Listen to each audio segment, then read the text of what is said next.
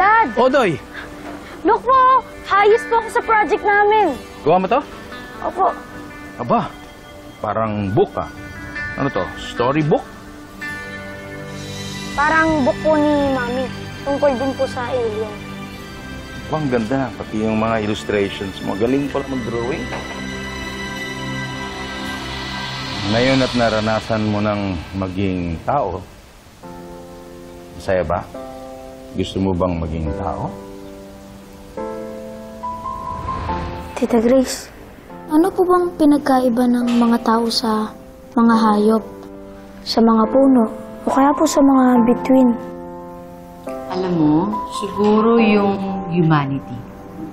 Yung kayong mga tao lang ang merong ganon. Ano po ba yung humanity?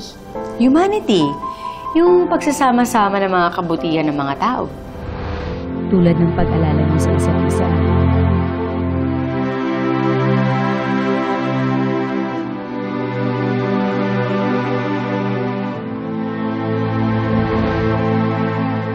Yung pagtutulungan niyo.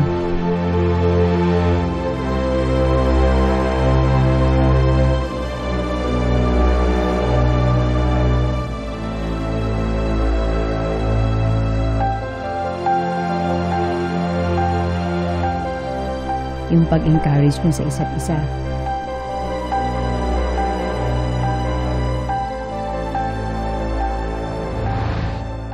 Yung pagtanggap nyo ng mga pagkukulang at pagkakamali.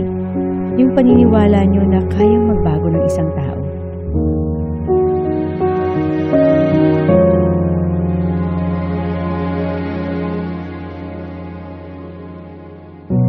Tulad ng sabi ko sa'yo, kayong mga tao, may special glue kayo ng Pagmamahal at pagpapatawad. At yan ang nagsisilbing liwanag nyo.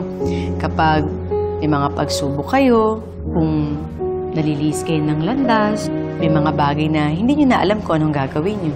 At ang liwanag na yon ang nagtuturo kung saan kayo pupunta kapag naliligaw kayo. Hanggang sa maging masaya at buo na ulit kayo.